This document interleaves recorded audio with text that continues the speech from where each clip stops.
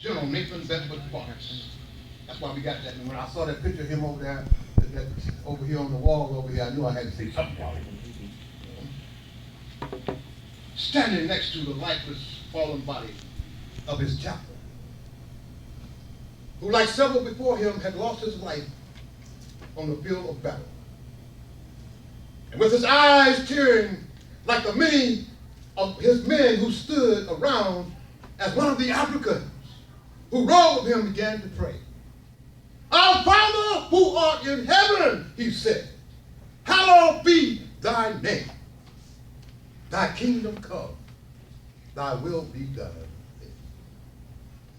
And when he finished the Lord's Prayer, the general asked Napoleon Nelson, grandfather to the Honorable Nelson Winbush from Kissimmee, Florida, would he assume the duties of chaplain. Every man present knew that Napoleon could neither read or write, but they also knew that he could recite the King James Bible from front to back without missing a verse. Can I get an amen? Amen. Amen. Yes, Marsh Forrest, came his reply. Then give us some religious inspiration for the battle before us, came the order from the general as he and his men prepared to mount. The Lord is our shepherd, and we shall not want. He maketh us to lie down in green pastures. He leadeth us beside the still waters. He restoreth our souls. He leadeth us in the path of righteousness for his name's sake. Yea, though we walk through the valley of the shadow of death, we will fear no evil, for thou art with us. Thy rod and thy staff, they comfort us. Surely goodness and mercy shall follow us all the days of our lives. And we will dwell in the house of the Lord forever. Forward would come the general's order. Can I get an amen? Amen. Amen. Ladies and gentlemen, the Christian ladies all across the South would hear the sound of these prayers and tears for their sons, brothers, husbands, and community members who they had given to Lee and Davis to defend their homeland from an illegal invasion.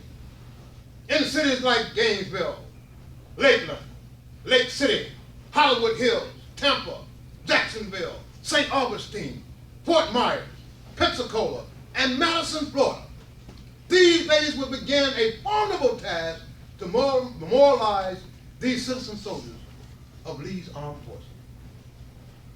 They formed associations and raised monies from the bankrupted body politic of their citizenry, red, yellow, brown, black, and white. What they presented to a disheartened Southern people were war memorials that were truly works of art, that were comparable to any ever made by mankind, and deservedly so for the men of Lee and Davis. Works of art that all of us who are Southern believed in our hearts would stand before the test of time. Can I get an amen? Amen.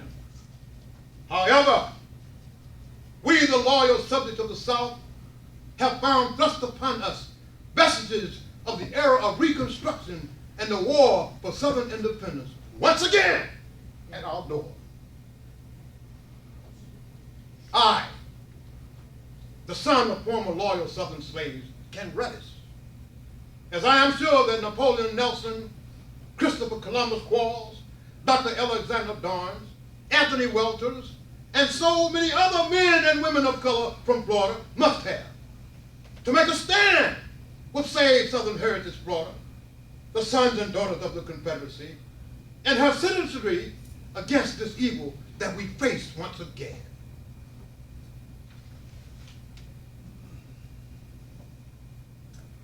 I'm almost finished, Mr. McCall, you quit stomping your feet, man. I'm close. In lieu of doing I am their flag, which I might if somebody asked me to, I want to read a letter, a very important letter. On August 1st, 1960, Mr. Dwight D. Eisenhower, Washington, D.C. Dear Mr. President, at the Republican convention, I heard you mention that you have a picture of 4 great Americans in your office, And that included in these a picture of Robert E. Lee. I sure hope you take this background there to them scalawags over there at Fort Myers.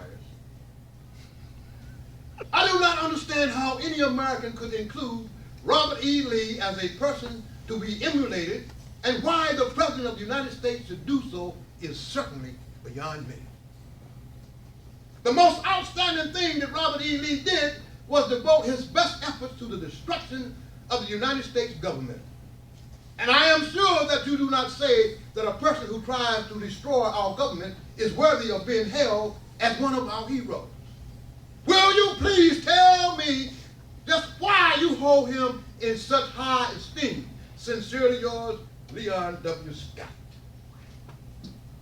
Despite undoubtedly having more things to do as president, Eisenhower must have felt his answer was of such importance that he took the time to send Dr. Scott the following reply from the White House, August the 9th, 1960. I'm not here.